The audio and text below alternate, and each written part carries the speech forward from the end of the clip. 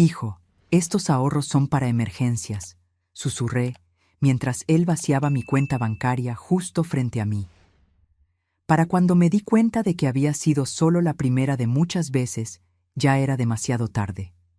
Siempre creí que una madre es para toda la vida, pero nunca imaginé que eso significaría ser robada por mi propio hijo durante años. Él sonreía mientras me decía que se encargaría de todo, pero el único cuidado que tenía era con el dinero que no le pertenecía. Pero antes de continuar, asegúrate de ya estar suscrito al canal y escribe en los comentarios, ¿desde dónde estás viendo este video? Nos encanta saber qué tan lejos están llegando nuestras historias. Fue una tarde de martes cualquiera cuando escuché las palabras que cambiaron mi vida para siempre. Carlos, mi hijo de 37 años, estaba sentado en mi mesa de la cocina, sorbiendo el café que yo acababa de servir. La luz del sol entraba por la ventana, resaltando las primeras canas en sus sienes, algo que heredó de mí, su madre de 65 años. «Mamá», dijo con esa voz calmada y controlada que siempre usaba cuando quería algo. «He estado pensando, a partir de tu próximo pago, vamos a transferir todo tu dinero a mi cuenta. Yo lo administraré todo por ti». Mi taza se detuvo en el aire. Lo miré, tratando de procesar lo que acababa de escuchar. No fue una pregunta, no fue una sugerencia. Fue una declaración, como si ya estuviera decidido. «¿Cómo que administrarás todo, Carlos?», pregunté, intentando mantener la voz firme. «Es simple», sonrió, esa sonrisa que usaba desde niño cuando quería convencerme de algo. «Ya tienes 65 años, trabajaste toda tu vida. Ahora necesitas descansar y no preocuparte por cuentas, facturas, administración financiera. Yo me encargo de todo eso por ti». Bajé mi taza lentamente. 40 años trabajando como enfermera en hospitales públicos, criando a un hijo sola, después de que mi esposo nos abandonara cuando Carlos tenía solo 3 años. 40 años ahorrando cada centavo posible, viviendo en apartamentos demasiado pequeños, usando ropa hasta que se destiñera. Todo para asegurar que mi hijo tuviera lo que yo nunca tuve: una educación de calidad, buena ropa, una vida sin las privaciones que conocí. No lo sé, hijo. Siempre me he encargado de mi propio dinero. Exactamente por eso, mamá. Siempre te has esforzado tanto. Ahora es hora de que descanses, insistió, poniendo su mano sobre la mía. Permíteme encargarme de esto. Es lo mínimo que puedo hacer después de todo lo que hiciste por mí. Sus palabras sonaban hermosas, quizás incluso sinceras, pero algo dentro de mí, una voz pequeña y distante, gritaba en alerta. ¿Por qué ahora? ¿Por qué todo? Mi pensión no era grandiosa, pero había logrado juntar un buen dinero a lo largo de los años. Tenía mi propia casa, pequeña pero cómoda, y algunos ahorros. «Voy a pensarlo», respondí finalmente. «No hay mucho que pensar, mamá», dijo, y por un instante un destello de irritación cruzó su rostro antes de que la sonrisa regresara. «Es por tu propio bien. Confía en mí». Carlos se fue esa tarde dejando atrás un sobre con documentos bancarios para que yo firmara. Documentos que le darían acceso irrestricto a mis cuentas. Pasé horas mirando esos papeles con el corazón pesado de duda. Fue entonces cuando comencé a recordar pequeñas cosas. Cómo Carlos, que ganaba 4 veces mi pensión, nunca traía nada cuando venía a cenar cada viernes con su esposa. Cómo me había pedido prestado dinero varias veces en los últimos años sin jamás devolverlo. Cómo su casa, comprada hacía 2 años, tenía muebles caros que yo sabía que su salario por sí solo no podría pagar. Esa noche hice algo que nunca había hecho antes. Tomé todos mis extractos bancarios de los últimos 6 meses y comencé a analizarlos línea por línea. Y allí estaba. Un retiro de 1,800 pesos, o la moneda local, en una sucursal al otro lado de la ciudad, hecho en un día que yo estaba trabajando en el hospital. Un retiro que yo jamás había hecho. Mi corazón se aceleró mientras seguía buscando. Otro retiro desconocido 2 meses antes. Una transferencia a una cuenta que no reconocía. Con las manos temblorosas, agarré mi billetera. Mi tarjeta de débito estaba allí, como siempre. Entonces recordé, 3 meses antes, Carlos me había pedido mi bolso prestado por unos minutos mientras me bañaba, diciendo que necesitaba verificar una receta que yo había anotado. La realidad me golpeó como un puñetazo en el estómago. Mi propio hijo me estaba robando. A la mañana siguiente fui al banco tan pronto como abrió. La joven gerente, no mucho mayor que Carlos, me miró con una mezcla de compasión e incomodidad cuando le expliqué la situación. «Señora Lourdes, esto sucede más de lo que usted imagina», dijo en voz baja. «El fraude familiar es muy común, especialmente contra los adultos mayores». «¿Quiere presentar una denuncia formal?» ¿Una denuncia formal? ¿Contra mi propio hijo? ¿El niño que acuné en noches de fiebre, para quien cosí disfraces de superhéroe, que defendí ferozmente de las injusticias del mundo? No, respondí, tragando el nudo en mi garganta. Por ahora solo quiero cambiar todas mis contraseñas y solicitar nuevas tarjetas. Y... dudé. Me gustaría verificar si existen otras cuentas o préstamos a mi nombre. La investigación reveló lo que más temía. Una tarjeta de crédito que yo nunca había solicitado, con una deuda de 7,500 pesos.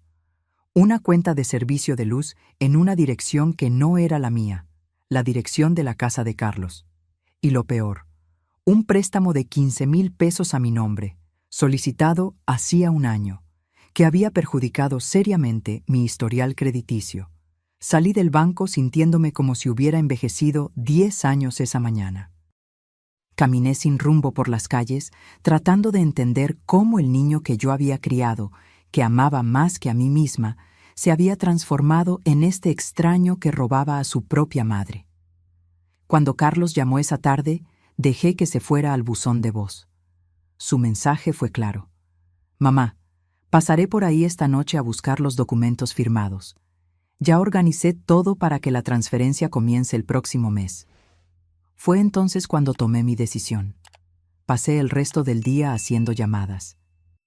A una empresa de mudanzas, a un abogado recomendado por la gerente del banco y, finalmente, a una inmobiliaria. A la mañana siguiente, cuando Carlos llegó a mi casa para la cena de viernes que nunca se perdía, al fin y al cabo era comida casera gratis, fui yo quien lo sorprendió. La casa estaba completamente vacía. Carlos se quedó parado en la puerta de la sala, su rostro congelado en una máscara de incredulidad. Su esposa, Vanessa, espiaba por encima de su hombro, con los ojos como platos. «¿Mamá? ¿Qué pasó? ¿Dónde están los muebles? ¿Dónde está el televisor?» Su voz oscilaba entre la preocupación y la acusación. Yo estaba sentada en la única silla que quedaba en la casa, una silla de cocina posicionada estratégicamente en el centro de la sala vacía. Sonreí con calma, algo que no hacía de verdad hacía mucho tiempo. «Los vendí», respondí simplemente. «¿Vendiste? ¿Cómo que vendiste? ¿Por qué?» Carlos avanzó por la sala, mirando alrededor como si los muebles pudieran estar escondidos en algún lugar. «Necesitaba el dinero», expliqué, manteniendo mi voz estable. «Si tú vas a administrar mis finanzas, pensé que sería mejor asegurar que tengo algo de dinero a mano primero». La confusión en su rostro se transformó rápidamente en furia, un tipo de rabia que yo nunca había visto en él antes, cruda, descontrolada, aterradora. Por un momento tuve miedo de mi propio hijo. «¿Estás loca?», gritó. «¿Cómo vamos a ver televisión cuando vengamos a cenar? ¿Cómo vamos a sentirnos cómodos aquí?» Esas palabras fueron como un rayo de claridad. «¿Cómo vamos a sentirnos cómodos aquí? No. ¿Cómo te vas a sentir cómoda, mamá?» Era sobre la comodidad de ellos, no la mía. Mi casa, mis pertenencias existían solo para la conveniencia de ellos. Vanessa se acercó, sus tacones golpeando el suelo de madera ahora expuesto. «Elvira, esto es ridículo. Venimos aquí todos los viernes para hacerte compañía, para asegurarnos de que estés bien. ¿Y así es como nos pagas?» Egoísta. La palabra no dicha flotaba en el aire entre nosotros. Yo, la mujer que había renunciado a tener una vida propia para que Carlos pudiera tenerlo todo. La mujer que, durante 37 años, puso sus necesidades por encima de las suyas. La mujer que había trabajado turnos dobles para pagar su universidad. Egoísta. «La cena no está lista», dije con calma. «De hecho, no hay cena hoy. Si tienen hambre, pueden ir a comer a otro lado». El silencio que siguió fue pesado. Carlos me miraba como si yo fuera una extraña, y quizás lo era en realidad.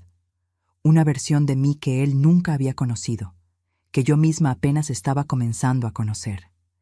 «Necesitas pensar con cuidado lo que estás haciendo», dijo Carlos finalmente, su voz fría y calculadora. «Una mujer de tu edad, sola, sin una familia que realmente se preocupe por ella, puede terminar muy mal. Yo soy todo lo que tienes, mamá. Deberías recordar eso». La amenaza estaba mal disimulada, pero en lugar de asustarme, solo confirmó lo que yo ya sospechaba. Este ya no era el niño que yo crié. Era un hombre que veía a su propia madre como un recurso a explotar, una conveniencia, una cuenta bancaria. Se fueron dando un portazo. Escuché el coche arrancar con un rugido de motor.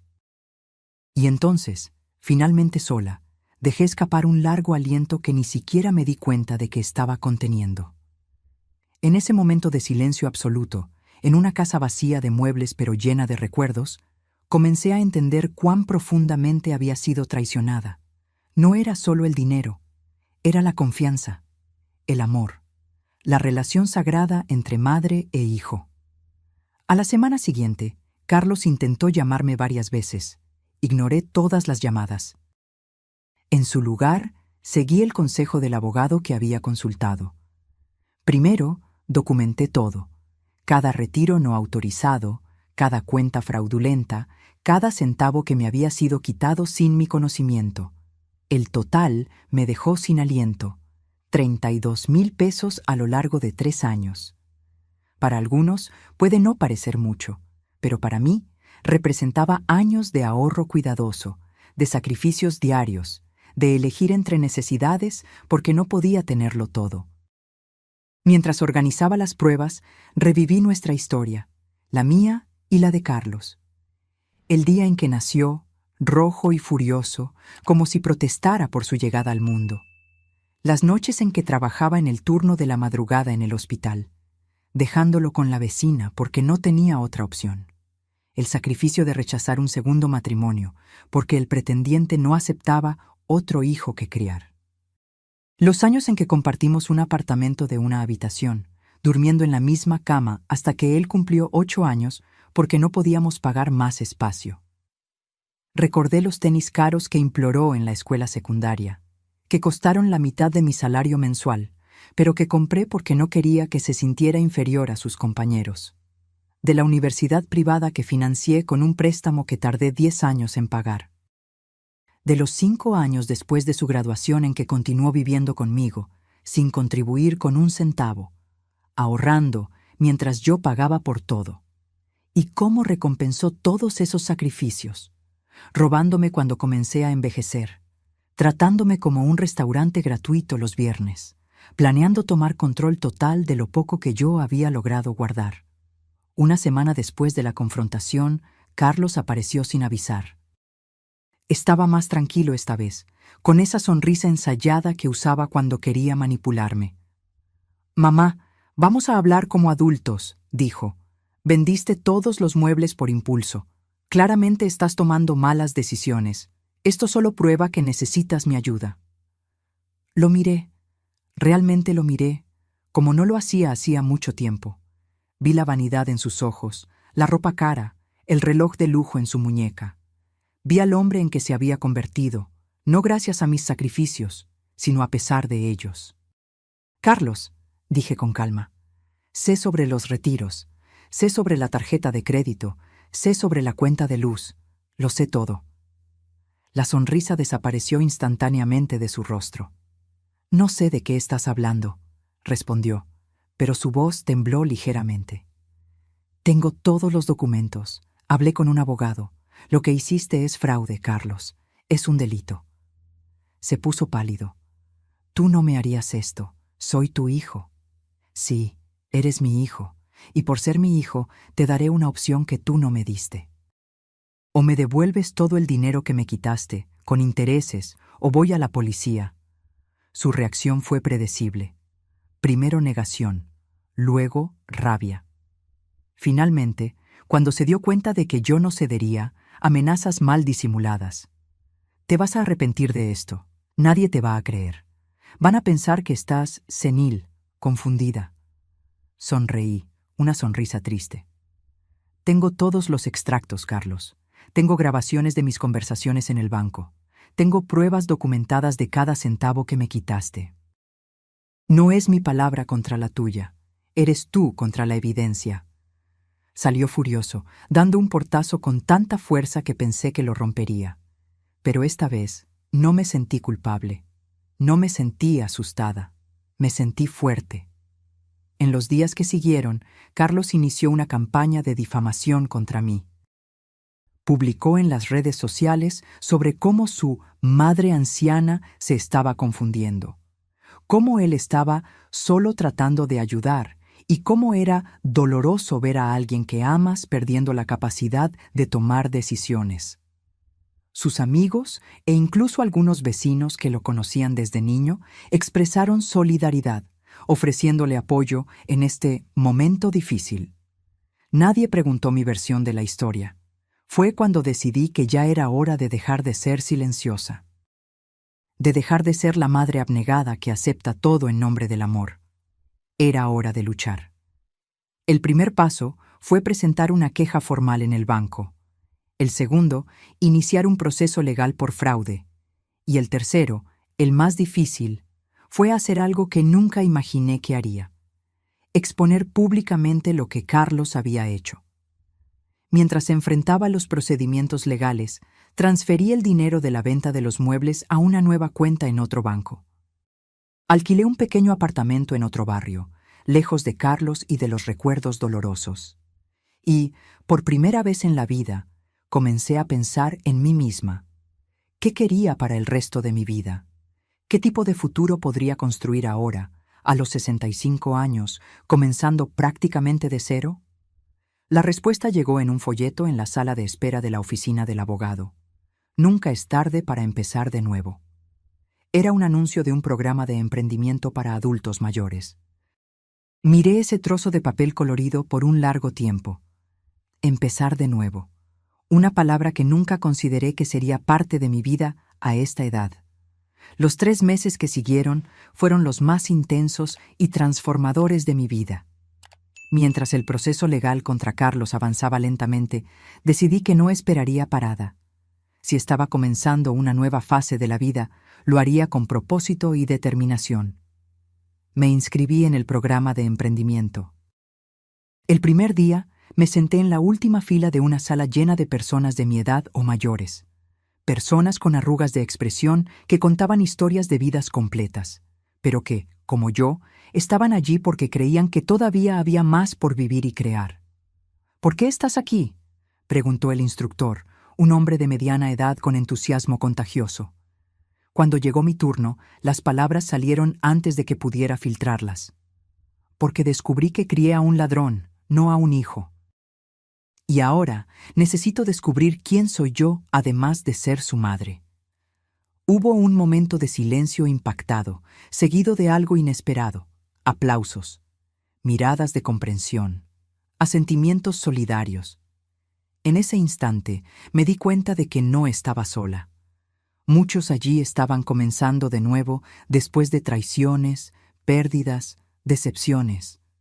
Durante las clases, redescubrí una pasión que había dejado dormida por décadas.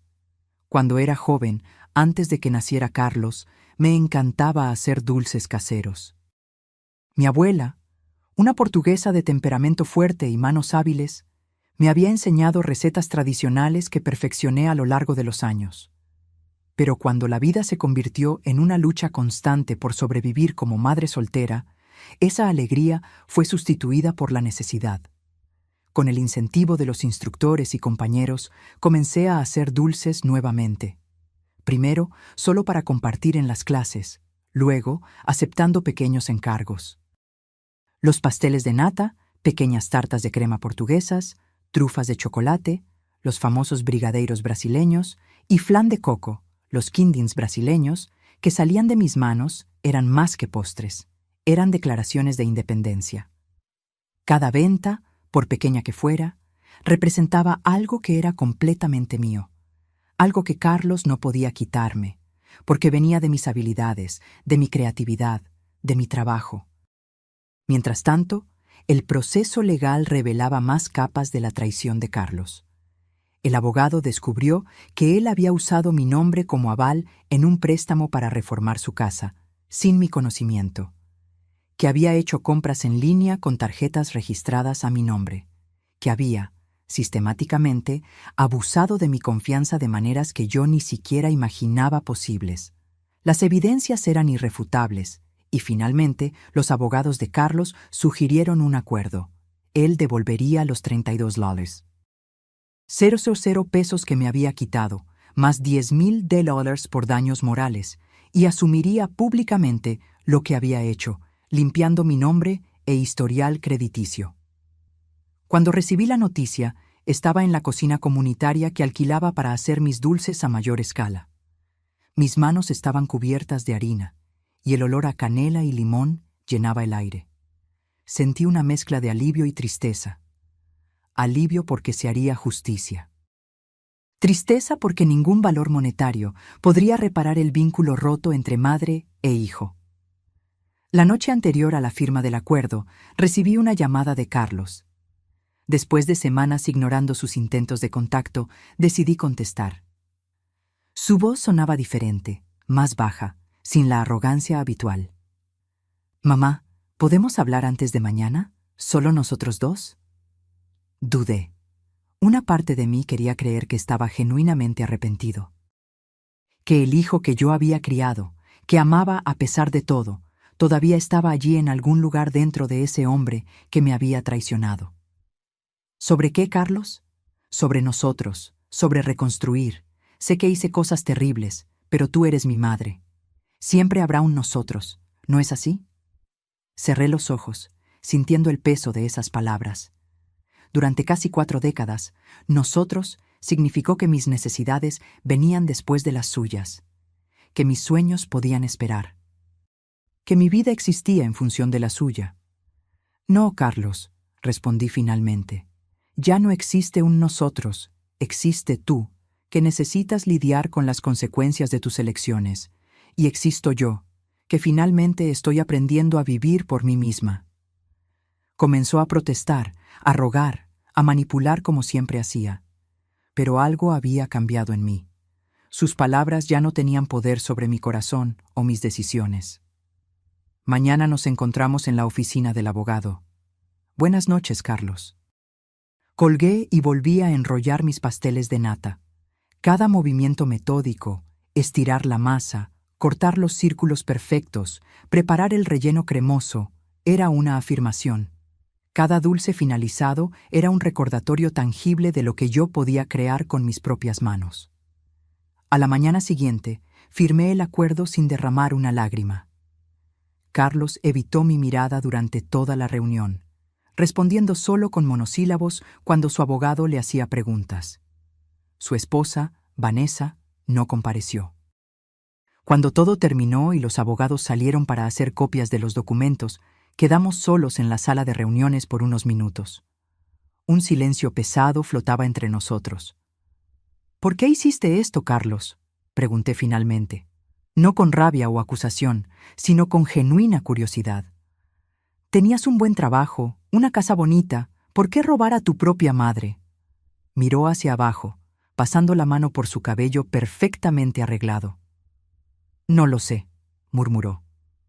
Al principio fue solo una vez. Necesitaba completar el pago de la cuota inicial de la casa y estaba sin dinero. Pensé en devolverlo después. Pero luego se hizo fácil. Nunca preguntabas, nunca verificabas. La cruel simplicidad de la respuesta me golpeó como una bofetada. Yo nunca preguntaba, nunca verificaba, porque confiaba en él incondicionalmente, porque era mi hijo. ¿Y las cenas de los viernes? ¿Por qué venías todas las semanas si ni siquiera te gustaba pasar tiempo conmigo? Se encogió de hombros, un gesto indiferente que me dijo todo lo que yo necesitaba saber. Era conveniente. Era gratis. Era un hábito que lo beneficiaba a él, no a mí. Cuando salí de la oficina ese día, con un cheque sustancial y la promesa de que mi nombre sería limpiado, no sentí la victoria que esperaba. Pero sentí algo igualmente poderoso: libertad. Libertad del peso de la desilusión, de la traición, de las falsas esperanzas. En los meses siguientes, mi pequeño negocio de dulces caseros creció más allá de mis expectativas. Comencé vendiendo en ferias locales, luego a cafeterías del barrio. Creé una página en las redes sociales que, sorprendentemente, ganó seguidores rápidamente, principalmente después de que una influencer local probó mis pasteles de nata y los declaró los mejores de la ciudad. Con el dinero del acuerdo y el lucro creciente de los dulces, logré comprar un pequeño apartamento en un barrio tranquilo, cerca del mar. Nada lujoso, pero completamente mío. Lo decoré con muebles sencillos pero acogedores, colores vibrantes que siempre quise usar pero nunca me permití, y una cocina equipada con todo lo que necesitaba para mi nuevo oficio. Carlos intentó contactarme algunas veces después del acuerdo. Envió regalos en mi cumpleaños, mensajes en Navidad y Año Nuevo. Respondí con cortesía distante, manteniendo una frontera clara e infranqueable. Algunos amigos y familiares no entendieron mi decisión de mantener la distancia. «Pero es tu hijo», decían con asombro. «La familia es para siempre». Yo solo sonreía y respondía: «Sí, es mi hijo, y siempre lo será. Pero amor no significa permitir el abuso, el amor también incluye respeto y límites». En una tarde de domingo, mientras organizaba un encargo especial para la boda de una clienta, recibí una visita inesperada. Vanessa estaba en mi puerta, sin Carlos, luciendo incómoda y fuera de lugar con su traje elegante en mi edificio sencillo. «¿Puedo pasar?», preguntó ella, sin el tono arrogante que yo recordaba. Dudé, pero la curiosidad fue más fuerte. La invité a la sala, le ofrecí café que ella rechazó. «Vine porque creo que deberías saber», comenzó ella, mirando sus propias manos. «Carlos y yo nos estamos separando». La noticia no me sorprendió tanto como debería. «Lo siento», respondí, porque parecía lo que se debía decir. «No lo sientas», me dio una sonrisa triste. Descubrí que no fui la única engañada. Había otras mujeres, cuentas secretas, mentiras sobre el trabajo, sobre el dinero, sobre todo. Asentí en silencio. El patrón era familiar. «Vine porque quería que supieras que tenías razón al alejarte», continuó ella. En su momento pensé que estabas siendo cruel. Que estabas exagerando, pero ahora lo entiendo. De alguna manera, ese reconocimiento de alguien que había participado en las cenas de los viernes, que me había llamado egoísta, trajo una validación que yo no sabía que necesitaba. «Gracias por decírmelo», dije sinceramente. Antes de irse, Vanessa se detuvo y miró las cajas de dulces preparadas en mi mesón. «Pareces feliz», observó. «Lo estoy», respondí, dándome cuenta de la verdad en las palabras mientras las pronunciaba. No de la manera que imaginé que estaría a los 65 años, pero lo estoy. Después de que ella se fue, volví a mi cocina y continué trabajando en los dulces para la boda. Cada movimiento era preciso, cada dulce era perfecto, como la vida que estaba construyendo. No perfecta en el sentido convencional, pero perfecta para mí. Por la noche, me senté en el pequeño balcón de mi apartamento, escuchando el sonido distante de las olas y saboreando uno de mis pasteles de nata con una taza de té. Observé el cielo transformarse en tonos anaranjados y rosados, las primeras estrellas apareciendo tímidamente. Pensé en la joven madre que fui un día, cargando un bebé en brazos y sueños en el corazón. Pensé en los años de sacrificio, en las noches sin dormir, en las comidas saltadas para que Carlos pudiera tenerlo todo. Y pensé en la mujer que era ahora, más sabia, más fuerte y finalmente verdaderamente libre. Un año pasó desde la firma del acuerdo con Carlos. El otoño había llegado nuevamente, trayendo consigo vientos más frescos y hojas doradas que danzaban por las aceras de la ciudad. Mi pequeño negocio de dulces había crecido más allá de mis expectativas más optimistas. Los dulces de Doña Lourdes ya no era solo una página en las redes sociales o un puesto en ferias locales. Ahora tenía un espacio propio, una pequeña tienda en el centro de la ciudad con grandes ventanas de vidrio que dejaban entrar la luz del sol, iluminando las vitrinas llenas de colores y texturas tentadoras. Esa mañana de lunes, mientras preparaba la masa para una nueva horneada de pasteles de nata, sonó el timbre de la puerta. Era demasiado temprano para clientes. Normalmente solo abría a las 10. Limpié mis manos en el delantal y fui a atender. Para mi sorpresa, era Marta, mi vecina de toda la vida del antiguo barrio. No la veía desde que me mudé hacía casi un año. «¡Lourdes!», exclamó, abriendo los brazos para un abrazo. «Finalmente te encontré. El lugar está hermoso». Devolví el abrazo, genuinamente feliz de verla. Marta había sido una de las pocas personas que no tomó partido cuando la situación con Carlos se hizo pública. «Entra, entra», invité, llevándola a la pequeña área de café en la parte trasera de la tienda. Estaba haciendo un café. ¿Quieres una taza? Y tengo pasteles frescos de ayer. Mientras comíamos y bebíamos, Marta me puso al tanto de las novedades del barrio, los pequeños chismes sobre vecinos comunes, la nueva panadería que había abierto donde antes estaba la ferretería. Era extraño cómo ese mundo parecía simultáneamente familiar y distante, como una película que viste hace mucho tiempo y recuerdas solo vagamente. ¿Y Carlos?, preguntó finalmente, la voz bajando ligeramente. ¿Supiste? Negué con la cabeza. No mantenemos contacto, respondí honestamente. Supe por Vanessa que vendió la casa después del divorcio, se mudó a otra ciudad, comenzó un nuevo trabajo. Aparte de eso, no sé nada más. Marta asintió, comprensiva. Debe haber sido difícil, cortar contacto con tu propio hijo. Fue la decisión más difícil de mi vida, admití, mirando por la ventana a los transeúntes en la acera. Pero también fue la más necesaria.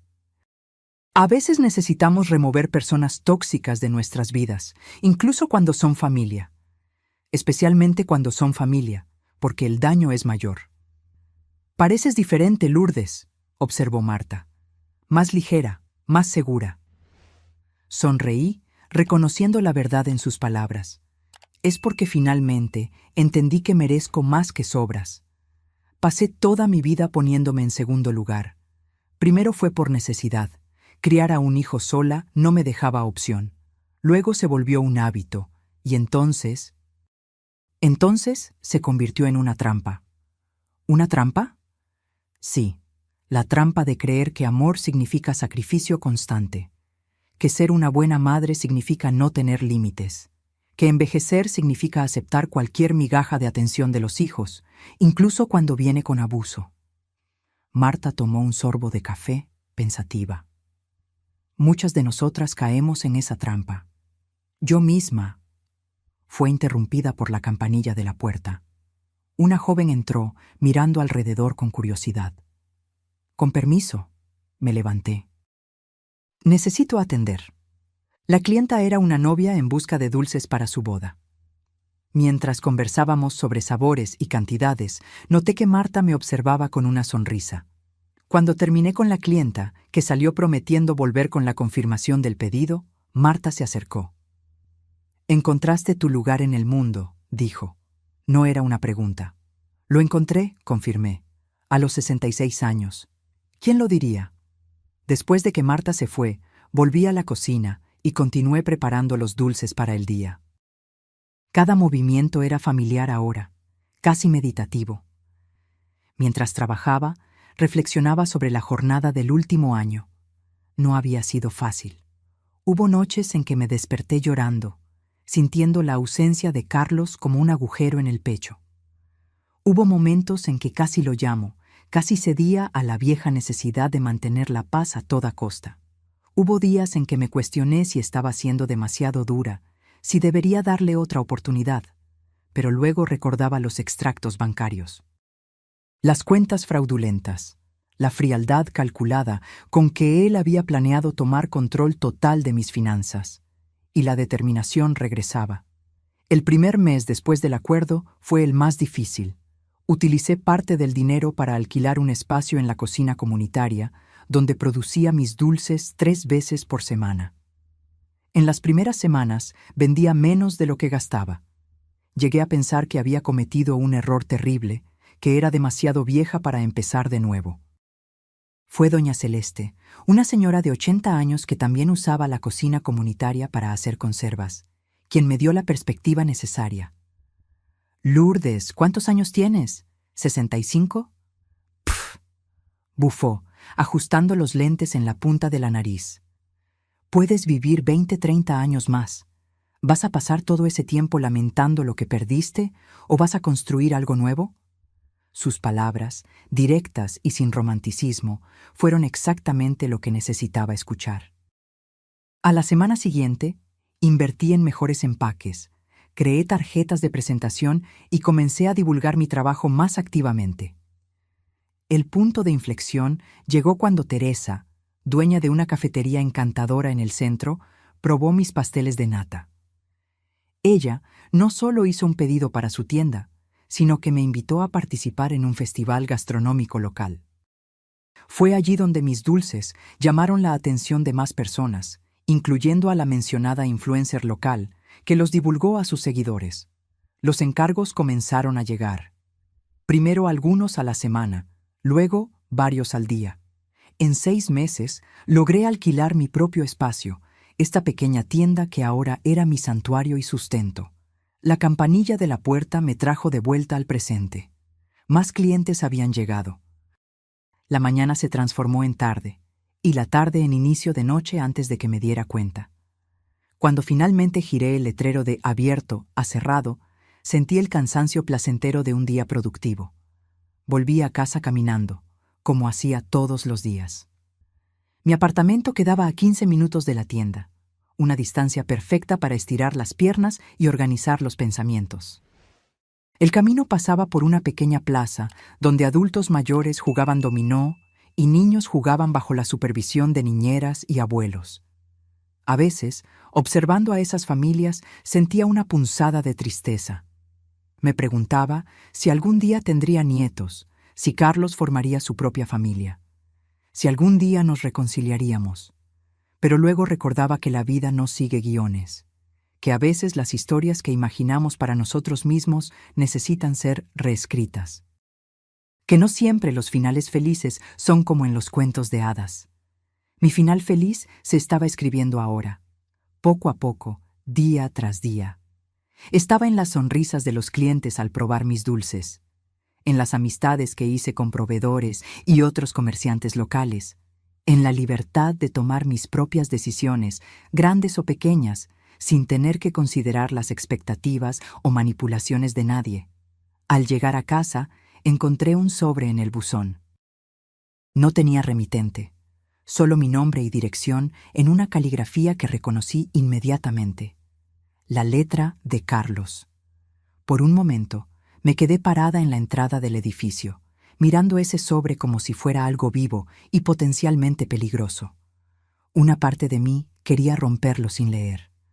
Otra parte anhelaba noticias de él, por alguna señal de verdadero arrepentimiento.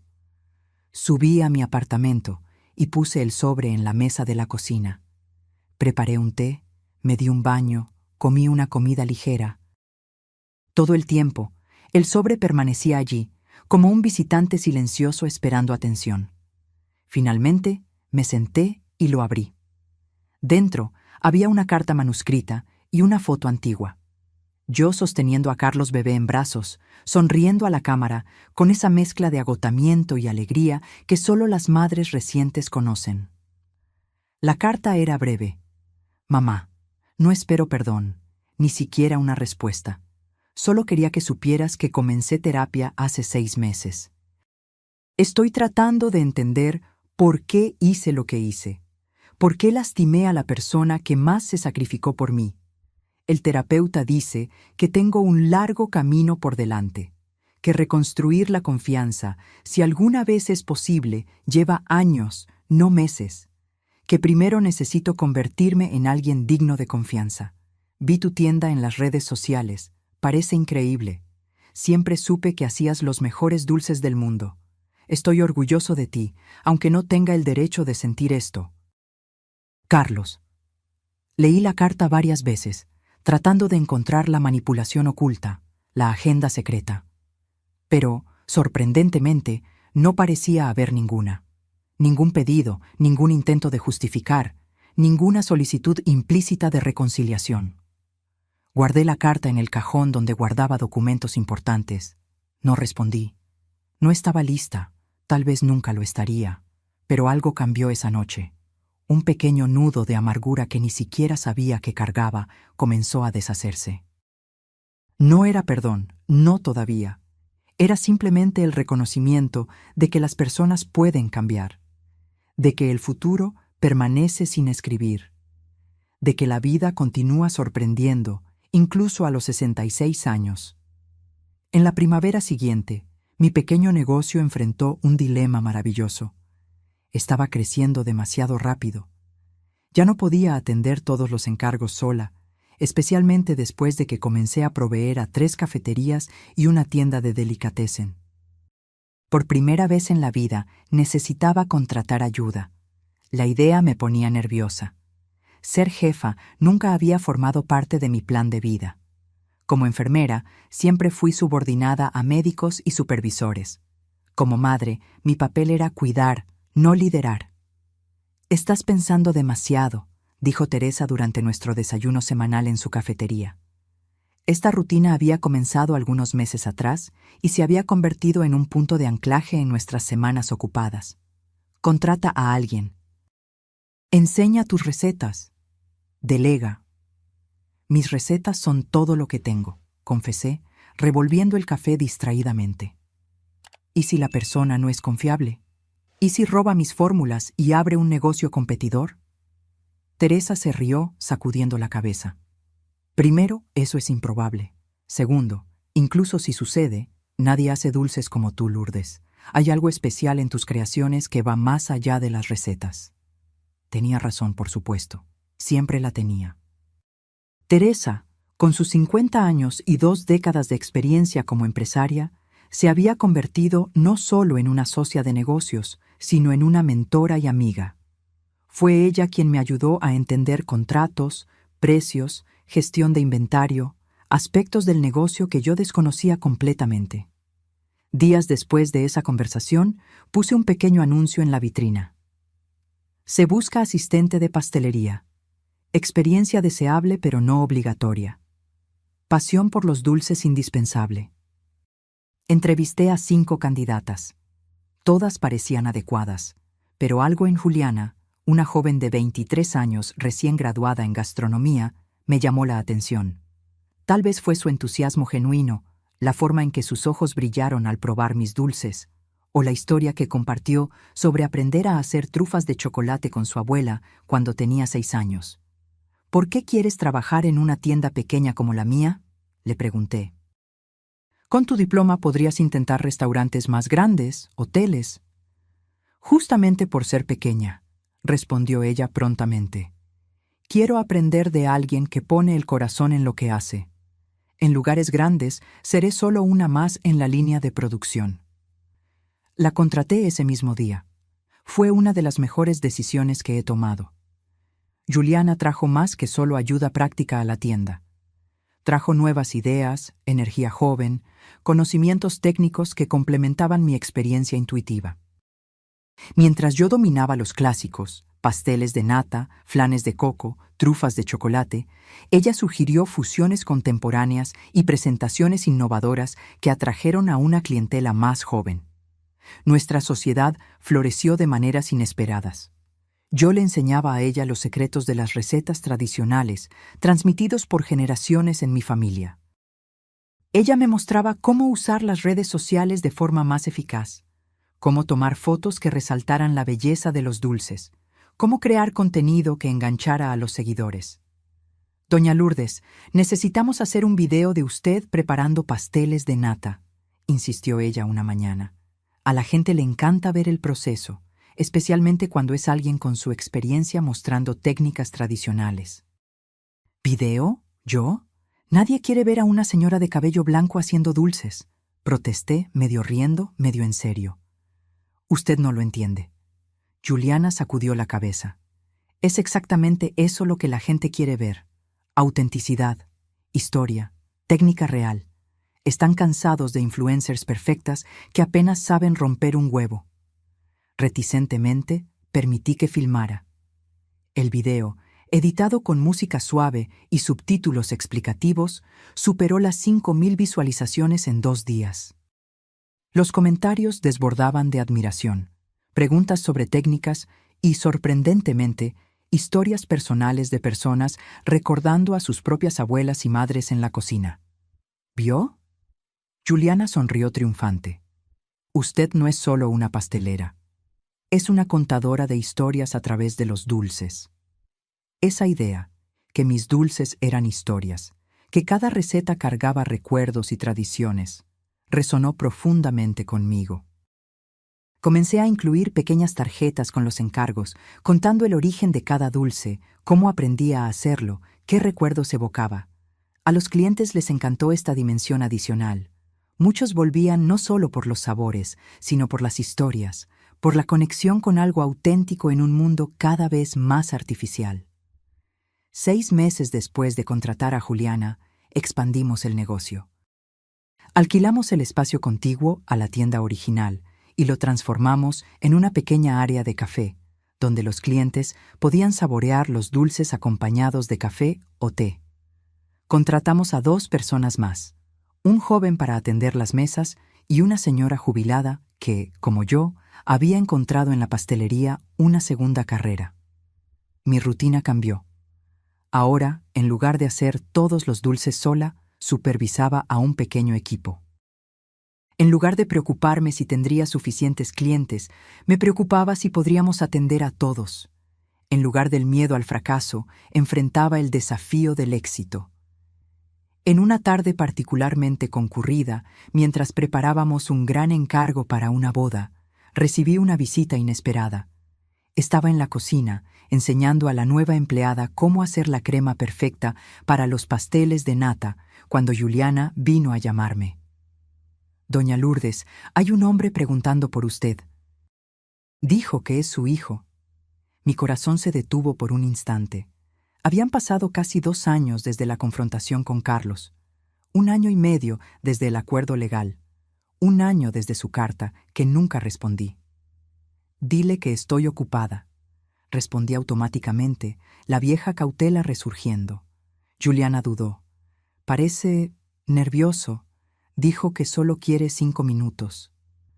Respiré hondo, tratando de decidir qué hacer. Una parte de mí quería esconderse en la cocina, protegida por las ollas y los empleados. Otra parte, la más fuerte, sabía que no podía huir para siempre. Dile que lo veré en el café en 5 minutos. Usé ese tiempo para recomponerme. Me lavé las manos, me quité el delantal, me arreglé el cabello ahora completamente blanco. Me miré brevemente en el pequeño espejo del baño de los empleados. El rostro que me miraba era el de una mujer mayor. Sí, pero también más confiada, más serena que la persona que yo era 2 años atrás.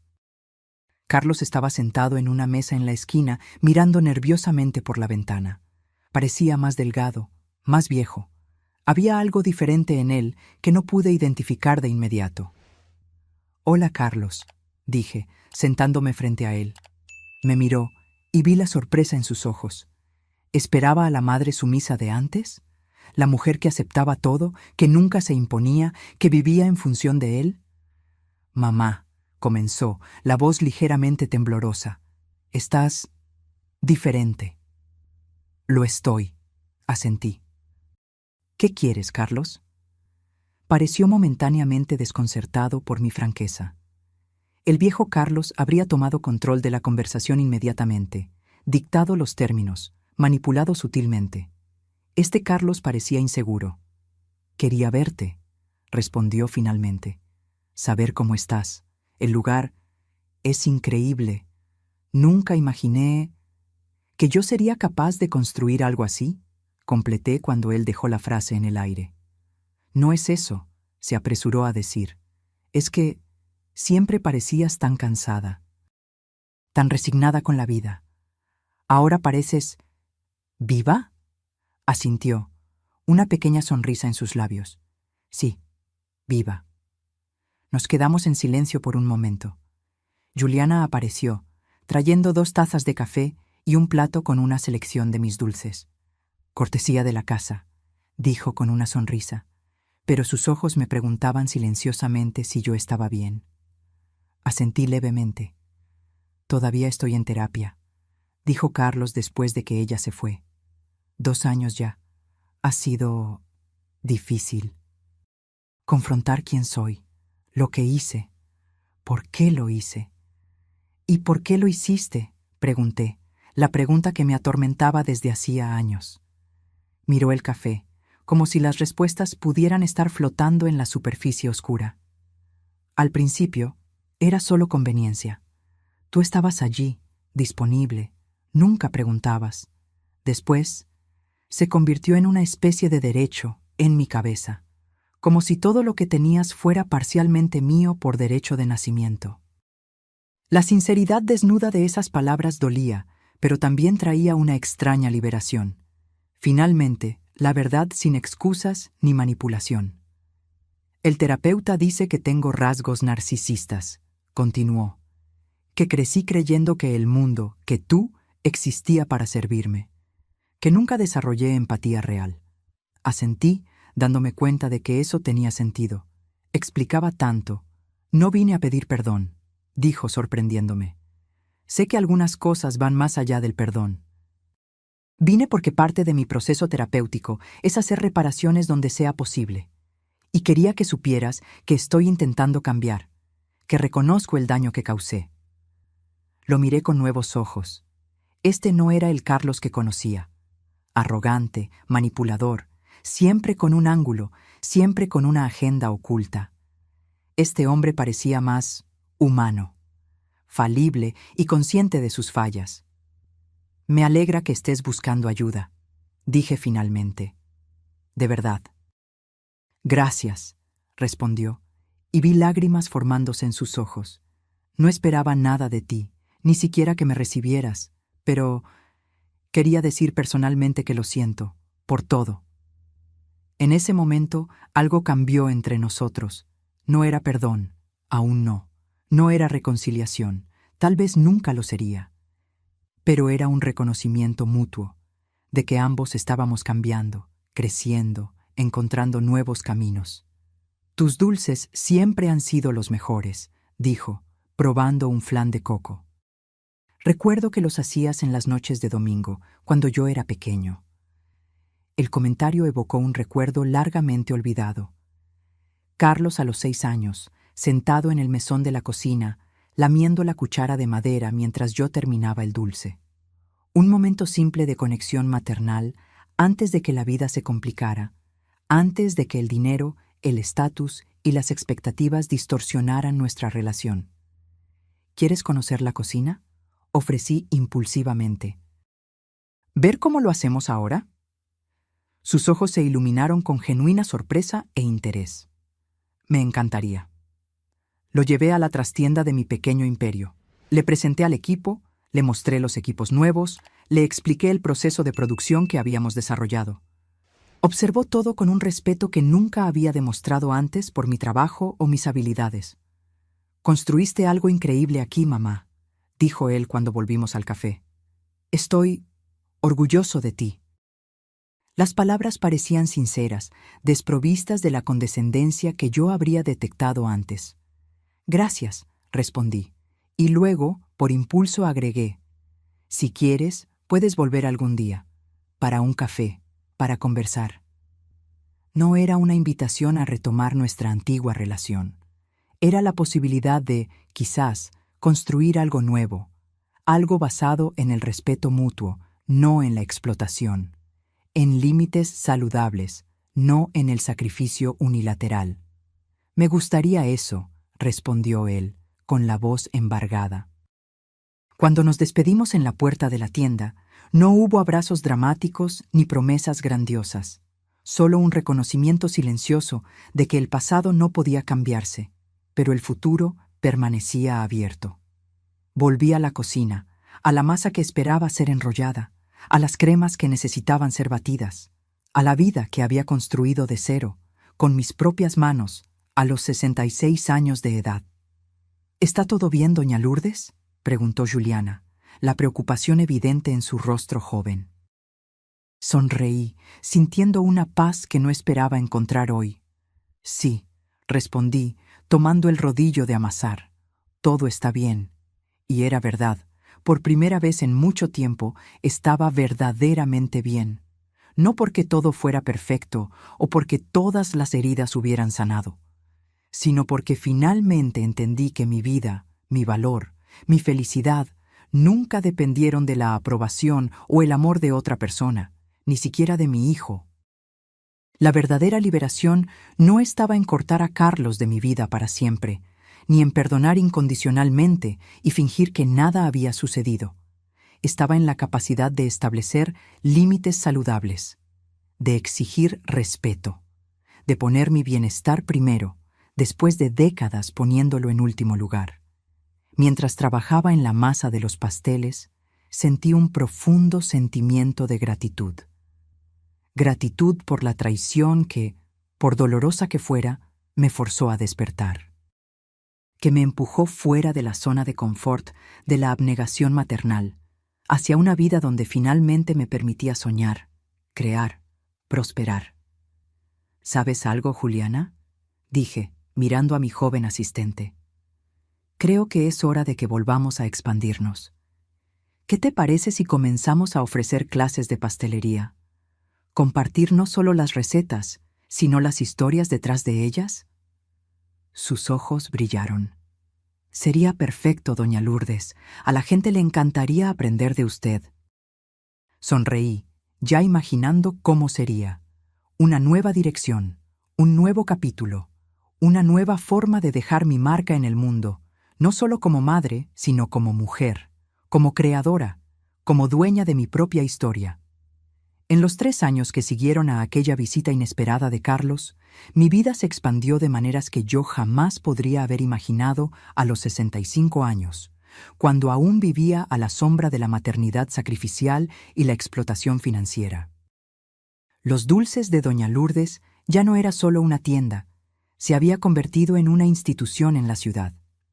Además del espacio original y el café, ahora teníamos un pequeño estudio donde impartía clases de pastelería 2 veces por semana. Las clases, inicialmente un experimento, se volvieron tan populares que había lista de espera de 3 meses. ¿Quién diría que a los 69 años yo sería una influencer? Bromeé con Teresa durante nuestro café semanal, ahora una tradición sagrada. Mi nieta dice que soy viral. Teresa se rió. Siempre subestimas el efecto que tienes en la gente, Lourdes. No son solo los dulces lo que los atrae. Eres tú, tu historia, tu autenticidad. Nieta. La palabra todavía me sonaba extraña y maravillosa. Sofía, una niña de 4 años con los mismos ojos castaños intensos de Carlos, había entrado en mi vida hacía 2 años, cuando mi hijo me llamó para decir que su novia estaba embarazada. No estoy pidiendo nada, me había dicho, la voz vacilante al teléfono. Solo pensé que deberías saber. Si quieres formar parte de su vida, de alguna manera. Fui a conocer a Sofía cuando tenía 3 meses. Recuerdo perfectamente sostener ese pequeño bulto, mirando el rostro que combinaba rasgos de Carlos con características desconocidas de la madre, Mariana. Recuerdo el olor a bebé, la textura de la piel imposiblemente suave, la forma en que sus deditos se cerraron alrededor de mi dedo índice. «Hola, Sofía», susurré. «Soy tu abuela». Nuestra relación se desarrolló lentamente, con visitas ocasionales, siempre respetando los límites que había establecido con Carlos. Nunca más permitiría que nadie, ni siquiera esta niña inocente, me definiera exclusivamente por lo que yo podría dar o hacer por ellos. La relación con Carlos permanecía compleja. Había momentos de conexión genuina, como cuando me ayudó a resolver un problema con el sistema de refrigeración de la tienda o cuando compartimos recuerdos de su infancia durante un almuerzo. Y había momentos de tensión, viejas dinámicas tratando de resurgir, cuando necesitaba firmemente recordarle los nuevos términos de nuestra relación. «Nunca vas a confiar en mí completamente, ¿verdad?», preguntó una vez, después de que yo gentilmente rechazara su ofrecimiento para ayudar con la contabilidad de la tienda. La confianza, una vez rota, nunca se restaura por completo, respondí honestamente. Pero eso no significa que no podamos construir algo nuevo, algo diferente. Él asintió, aceptando esta nueva realidad. Nuestra relación ahora era como un puente cuidadosamente reconstruido después de un desastre. Funcional, pero con cicatrices visibles, con límites claros de peso y carga que podía soportar.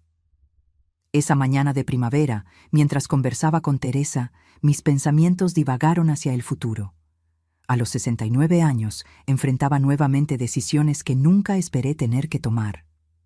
Juliana quiere convertirse en socia, le confesé a Teresa. Presentó un plan de negocios bien detallado. Expansión a una segunda tienda, línea de productos empacados para supermercados, incluso un pequeño libro de recetas. ¿Y qué piensas tú?, preguntó Teresa, siempre directa. Tengo miedo, admití. Miedo de perder el control de lo que construí. Miedo de que, si cedo alguna parte, alguien pueda intentar quitarme todo de nuevo. Teresa extendió la mano y apretó la mía. Lourdes, lo que sucedió con Carlos fue una traición específica, no una regla universal. Juliana ha probado su valor y lealtad por años. Lo sé, suspiré. Racionalmente lo sé. Pero el miedo... Dejé la frase inacabada. El miedo es comprensible, pero no dejes que limite el potencial de lo que creaste. Esa conversación se quedó conmigo mientras volvía a la tienda, preparándome para una clase de pastelería. El estudio ya estaba lleno. 12 personas de varias edades, desde adolescentes hasta adultos mayores, todos ansiosos por aprender a hacer flanes de coco perfectos. Mientras enseñaba, observando rostros concentrados, manos torpes intentando replicar mis movimientos precisos, me di cuenta de algo importante. Lo que yo había construido ya no era solo mío. Era más grande que yo. Se había convertido en una comunidad, una tradición, un punto de encuentro entre generaciones. Después de la clase, llamé a Juliana a mi pequeña oficina en la parte trasera de la tienda. Entró luciendo nerviosa, probablemente esperando una respuesta a su plan de sociedad. «Quiero mostrarte algo», dije, abriendo un cajón y sacando un cuaderno antiguo, con tapa de cuero desgastada y páginas amarillentas. «¿Qué es esto?», preguntó ella, sentándose frente a mí. «Recetas de mi abuela», expliqué, abriendo el cuaderno con cuidado. Escritas a mano, algunas con más de 100 años, recetas que vinieron de Portugal, que sobrevivieron a guerras, migraciones, pobreza. Juliana miró el cuaderno con reverencia, entendiendo su valor histórico y sentimental. «Nunca le mostré esto a nadie», continué. «Ni siquiera a Carlos. Era mi tesoro, mi secreto. Pero me di cuenta de que los secretos guardados mueren con nosotros. Las tradiciones no compartidas desaparecen». «Doña Lourdes», comenzó ella, pero la interrumpí con un gesto. «Acepto tu propuesta de sociedad, con algunas condiciones. Podemos discutir los detalles después. Pero quiero que entiendas algo. Te estoy confiando no solo un negocio, sino un legado. Estas recetas, estas historias, son parte de quien soy, parte de quien tú también te convertirás si seguimos juntas en este camino». Sus ojos se llenaron de lágrimas. «Prometo honrar esto. Prometo cuidar este legado como si fuera mío». Cuando ella salió de la oficina, me quedé sola con mis pensamientos. Acababa de tomar una decisión que cambiaría el rumbo del negocio que construí de cero. Estaba renunciando al control absoluto, confiando en alguien nuevamente. La idea todavía me asustaba, pero de una manera diferente. Era el miedo saludable que acompaña a cualquier gran cambio, no el miedo paralizante nacido del trauma. Esa noche, sentada en el balcón de mi apartamento, reflexioné sobre la jornada de los últimos 4 años, de la mujer sumisa y explotada a la empresaria respetada, de la madre que vivía solo para el hijo al ser humano multifacético con propósitos y sueños propios, del miedo al coraje, de la soledad a la comunidad. El domingo siguiente, Carlos trajo a Sofía para pasar la tarde conmigo. Establecimos esa rutina mensual, no demasiado frecuente para abrumarme, no tan rara como para que Sofía no me reconociera. Un equilibrio que funcionaba para todos nosotros. «Abuela, ¿podemos hacer dulces?», preguntó Sofía tan pronto como llegó, sus ojos brillando de anticipación. «Claro, mi amor. Hoy vamos a hacer trufas de chocolate. ¿Qué te parece?». Mientras preparábamos los dulces juntas, yo en el mesón y ella en un banquito para alcanzar la altura, Carlos observaba desde la entrada de la cocina. Había algo diferente en su mirada. Ya no era la expectativa de recibir, sino la alegría de ser testigo. «Ella habla de ti todo el tiempo», comentó él cuando Sofía fue a lavarse las manos. «De los dulces de la abuela, de las historias de la abuela. Eres su persona favorita». Sonreí, sintiendo el calor de ese comentario. «Ella también es muy especial para mí». «Me alegra que tengan esa relación», dijo él, dudando antes de continuar. «Una relación mejor que la nuestra». La franqueza me sorprendió. «Diferente», corregí gentilmente. «Ni mejor ni peor, solo diferente». Carlos asintió, comprendiendo. «¿Sabes qué es lo que más me impresiona de todo esto?». Hizo un gesto abarcando mi cocina, la tienda, mi nueva vida. «No es el éxito en sí, aunque es notable. Es que construiste todo esto después de los 65 años, cuando la mayoría de la gente piensa que es demasiado tarde para empezar de nuevo». «Nunca es demasiado tarde para vivir con autenticidad», respondí. «El tiempo perdido está perdido, pero el tiempo que resta es un regalo». Él reflexionó sobre eso por un momento. El terapeuta dice algo parecido, que debemos dejar de lamentar el pasado que no podemos cambiar y enfocarnos en el futuro que aún podemos crear. «Tu terapeuta parece sabio», sonreí. Sofía regresó, interrumpiendo nuestra conversación con demandas por más chocolate. Mientras la ayudaba a enrollar las pequeñas bolitas de trufa entre las manos, pensé en el significado más profundo de lo que estaba sucediendo. 3 generaciones en la misma cocina, una tradición siendo transmitida, no solo de recetas, sino de valores, trabajo arduo, creatividad, independencia, resiliencia. Y también límites saludables, respeto mutuo, expectativas claras, lecciones que yo no había logrado enseñar a mi hijo, pero que tal vez podría ayudar a inculcar en mi nieta. A la semana siguiente, Juliana y yo firmamos los papeles de la sociedad. 51% para mí, 49% para ella. Una división que reconocía su participación crucial, mientras preservaba mi control final sobre decisiones importantes. El contrato, cuidadosamente revisado por mi abogado, incluía cláusulas de protección para ambas partes y un plan de sucesión gradual. En 5 años, si todo va bien, tendrás la opción de comprar otro 20%, le expliqué mientras firmábamos los documentos. Eventualmente, este lugar será más tuyo que mío, y está todo bien, es como debe ser. Nunca cambiaré el nombre, prometió ella. Siempre serán los dulces de Doña Lourdes, incluso cuando usted esté jubilada en alguna playa. Me reí de la idea. ¿Jubilada? ¿De nuevo? No, gracias. Prefiero seguir haciendo lo que amo hasta que no pueda sostener una cuchara. Pero sus palabras plantaron una semilla. No sobre la jubilación. Después de décadas trabajando para sobrevivir, ahora trabajaba por placer y propósito, sino sobre el futuro más distante, sobre lo que quedaría después de que yo ya no estuviera aquí.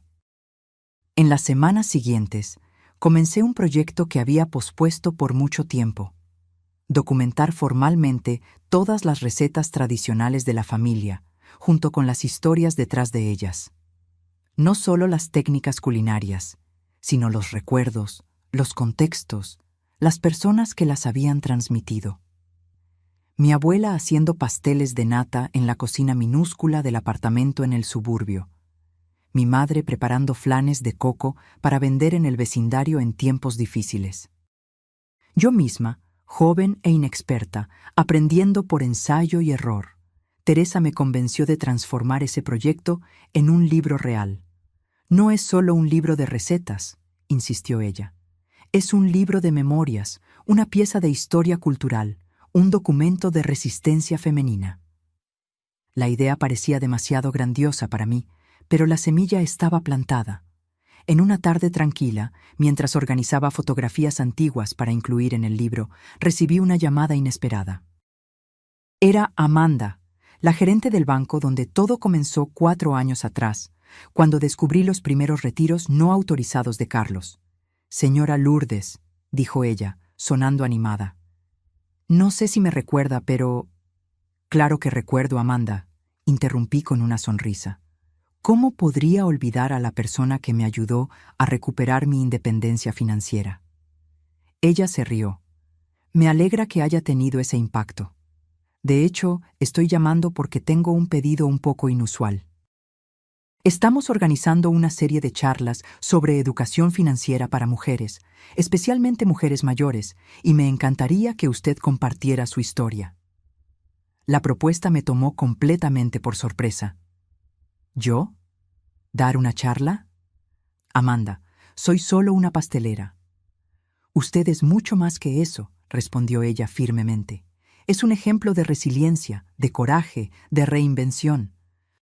Su historia podría inspirar a otras mujeres que están enfrentando situaciones similares: abuso financiero, explotación por familiares, la sensación de que es demasiado tarde para empezar de nuevo. Me quedé en silencio, considerando sus palabras. Nunca había pensado en mi experiencia personal como algo que pudiera tener valor para otras personas aparte de mí misma.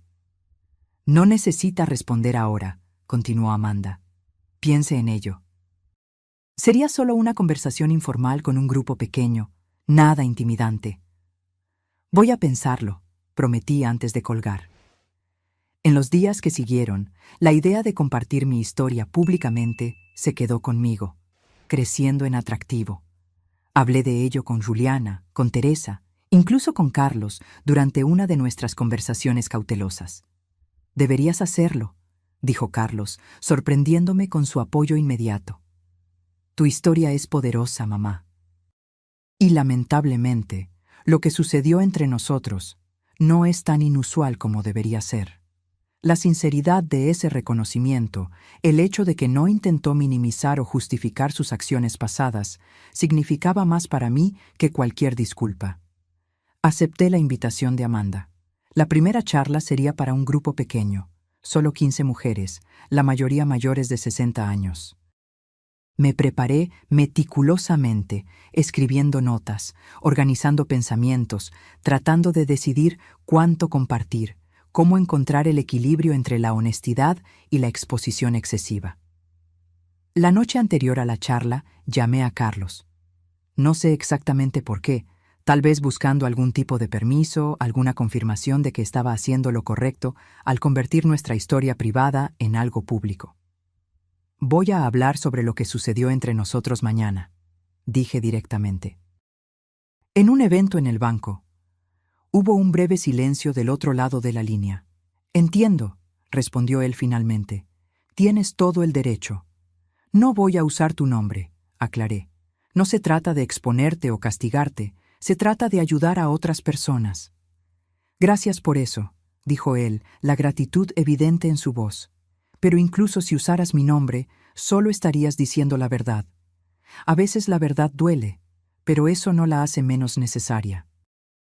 Esas palabras me acompañaron a la mañana siguiente, mientras entraba en la pequeña sala de reuniones del banco. 15 mujeres me esperaban, algunas luciendo curiosas, otras cautelosas, todas con sus propias historias no contadas escritas en sus expresiones. «Buenas tardes», Comencé, la voz temblorosa inicialmente. Mi nombre es Lourdes. Tengo 69 años, y hace 4 años descubrí que mi hijo me estaba robando sistemáticamente. Las palabras fluyeron más fácilmente después de eso. Conté todo: los retiros no autorizados, la tarjeta de crédito fraudulenta, el intento de tomar control total de mis finanzas. Conté sobre la venta de los muebles, la confrontación, el proceso legal. Y conté sobre el después. El comienzo de nuevo, la tienda de dulces, el redescubrimiento de propósito e identidad. Mientras hablaba, vi lágrimas en los ojos de algunas mujeres, asentimientos de reconocimiento de otras. Me di cuenta de que mi historia, por personal que fuera, era también universal. Muchas allí habían experimentado alguna versión de lo que viví, tal vez no con hijos, sino con esposos, hermanos, yernos. La dinámica era la misma: el abuso de confianza, la explotación disfrazada de cuidado, la lucha por recuperar la autonomía. Al final, una señora en la primera fila levantó la mano. Su rostro estaba marcado por décadas de vida, pero sus ojos brillaban con intensidad. ¿Cómo encontraste el coraje?, preguntó ella. ¿Cómo superaste el miedo a quedarte sola, a perder a tu hijo para siempre? La pregunta me golpeó en el alma. Era exactamente lo que yo misma habría preguntado 4 años antes, si estuviera sentada en esa sala escuchando a otra mujer contar una historia como la mía. El coraje no vino todo de una vez, respondí honestamente. Vino en pequeños pasos. Vino cuando me di cuenta de que ya estaba sola, incluso con mi hijo en mi vida. Que esa relación estaba basada en la explotación, no en el amor verdadero. Hice una pausa, buscando las palabras correctas, y en cuanto al miedo a perder a mi hijo, descubrí que lo que realmente temía perder nunca existió de la forma en que yo imaginaba. El hijo que yo creía tener, el que me amaba incondicionalmente, el que me cuidaría en la vejez, era una ilusión que yo misma había creado. Respiré hondo antes de continuar. La paradoja es que, al alejarme, al establecer límites claros, al exigir respeto, creé espacio para una relación nueva y más saludable. No con el hijo imaginario que nunca existió, sino con el hombre real que él es, con todas sus fallas y posibilidades de crecimiento. La mujer asintió lentamente, absorbiendo mis palabras. Otras manos se levantaron, otras preguntas vinieron. Me sorprendió mi propia claridad, la seguridad con que hablaba sobre temas que antes me causaban tanta vergüenza y confusión. Cuando la sesión terminó, varias mujeres se acercaron para compartir brevemente sus propias historias, para agradecer, para pedir consejos. Amanda observaba todo con una sonrisa satisfecha. «Eso fue poderoso», dijo ella cuando la última participante se fue. «Más poderoso de lo que esperaba». «¿Te importaría hacerlo de nuevo? ¿Tal vez para un grupo más grande?» La miré, sintiendo una mezcla de agotamiento emocional y profunda satisfacción. «Sí», respondí, «creo que lo haría de nuevo». Salí del banco esa tarde con una nueva comprensión de lo que había logrado en los últimos años. No era solo un negocio próspero, una independencia financiera, una identidad renovada. Era también una voz, una historia que podía alcanzar a otras personas. Un legado que iba más allá de recetas y técnicas culinarias. En los meses que siguieron, di más charlas, en bancos, centros comunitarios, asociaciones de jubilados, siempre con el mismo mensaje central: nunca es demasiado tarde para recuperar tu poder, para establecer límites saludables, para empezar de nuevo. El libro, que había comenzado como una simple documentación de recetas familiares, evolucionó a algo más amplio. Una mezcla de memorias, recetas, reflexiones sobre la maternidad, el envejecimiento y el autodescubrimiento tardío. Lecciones dulces, recetas para empezar de nuevo. Fue publicado en mi 70º cumpleaños, un regalo que me di a mí misma. El día del lanzamiento, una pequeña librería local organizó un evento. No esperaba mucho, tal vez algunos clientes fieles de la tienda, algunos amigos, Juliana y el equipo. Me quedé atónita al encontrar la librería completamente llena, con personas incluso esperando en la acera. Entre la multitud vi rostros familiares y desconocidos. Teresa estaba allí, por supuesto, junto con otros comerciantes locales que se habían convertido en amigos. Juliana y los empleados de la tienda, todos usando camisetas con el logo de los dulces de Doña Lourdes. Mujeres que habían asistido a mis charlas, algunas trayendo amigas o familiares. Y allí al fondo, casi escondido, Carlos. A su lado, Mariana sostenía a Sofía de la mano. Mi hijo no había confirmado su presencia, y su aparición inesperada me conmovió más de lo que quería admitir. Cuando llegó mi turno de hablar, miré esa sala llena de personas que, de alguna manera, se habían convertido en parte de mi historia. Personas que me ayudaron a reconstruir, que presenciaron mi transformación, que creyeron en mí cuando yo misma dudaba. A los 65 años, comencé, pensé que mi vida estaba prácticamente terminada, que mi único papel restante era ser una madre cada vez más invisible, una anciana cada vez más prescindible. Estaba equivocada. Pasé los dedos por la tapa del libro, sintiendo la textura bajo mi piel arrugada, manos que ahora contaban historias de trabajo, creación, amor y dolor. Este libro no es solo sobre dulces, aunque son deliciosos, continué, provocando risas en la audiencia. Es sobre transformar la amargura en dulzura, sobre reclamar ingredientes de la vida que nos fueron quitados y crear algo nuevo, algo totalmente nuestro. Mis ojos se encontraron brevemente con los de Carlos. No había acusación en mi mirada, ni culpa en la suya, solo reconocimiento mutuo de una jornada compartida, aunque hayamos caminado por lados opuestos del camino durante mucho tiempo. A veces, las lecciones más importantes llegan tarde en la vida, continué, y a veces las mayores traiciones pueden llevar a las más profundas liberaciones. No estoy agradecida por el dolor, pero estoy agradecida por el crecimiento que vino después de él. Sofía asintió entusiastamente desde el fondo de la sala, completamente ajena al contexto más profundo de mis palabras, solo feliz de ver a su abuela siendo celebrada. Asentí de vuelta, sonriendo. Este libro es un legado, concluí. No solo para mi nieta o para futuras generaciones de mi familia, sino para cualquier persona que crea que es demasiado tarde para cambiar, para crecer, para florecer. Nunca es demasiado tarde para descubrir quién eres realmente, más allá de los roles que desempeñaste para otros. Cuando terminé de hablar, la sala estalló en aplausos. Las personas hicieron fila para que yo autografiara sus ejemplares del libro. Cada persona tenía una palabra amable, una historia personal que compartir, una conexión que establecer. Carlos esperó hasta que la fila disminuyó para acercarse, Sofía saltando a su lado. «Fue hermoso, mamá», dijo simplemente. «Estoy orgulloso de ti, de verdad». Las palabras podrían haber sonado como las antiguas manipulaciones, pero no sonaron. Había una sinceridad en su voz que no podía ser falsificada. «Gracias por venir», respondí.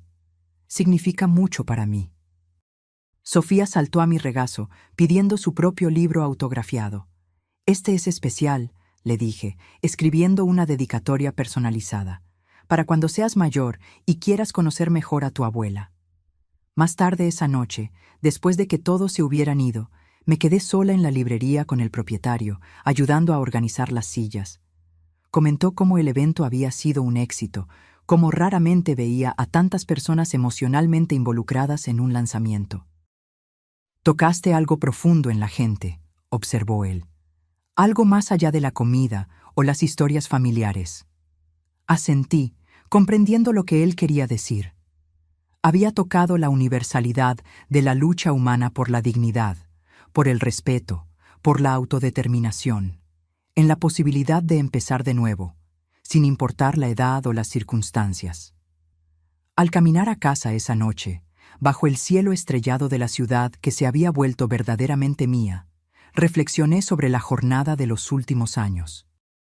de la mujer que permitió ser explotada a la mujer que ahora inspiraba a otras a liberarse, de la madre que vivía solo a través del hijo al ser humano complejo y multifacético en que me había convertido. A los 70 años, mi vida no estaba terminando, como una vez temí. Estaba floreciendo de maneras que nunca imaginé posibles. El camino no había sido fácil. El dolor de la traición, la lucha por reconstruir, las relaciones complicadas que permanecían en constante negociación, nada de eso podía ser romantizado o simplificado. Pero había belleza en esa complejidad, había sabiduría en la cicatriz, había dulzura incluso en la más amarga de las lecciones. Al llegar a casa, puse mi ejemplar personal del libro en la estantería junto a mi cama. Al lado, una foto reciente. Yo, Sofía y Carlos en la cocina de la tienda, todos con delantales y rostros sonrientes manchados de chocolate. Una nueva memoria siendo construida, un nuevo capítulo siendo escrito. No era un final feliz perfecto, como en los cuentos de hadas. Era algo más real, más valioso, un continuo comenzar de nuevo, una constante reinvención. Un legado no solo de dulces, sino de dignidad, coraje y la implacable determinación de vivir plenamente, en mis propios términos, hasta el último momento. Ahora, si te gustó esta historia, haz clic en suscribirte y dime en los comentarios, ¿qué parte te dejó boquiabierto? Y no olvides hacerte miembro para tener acceso a videos exclusivos que no publico aquí. Te espero allí.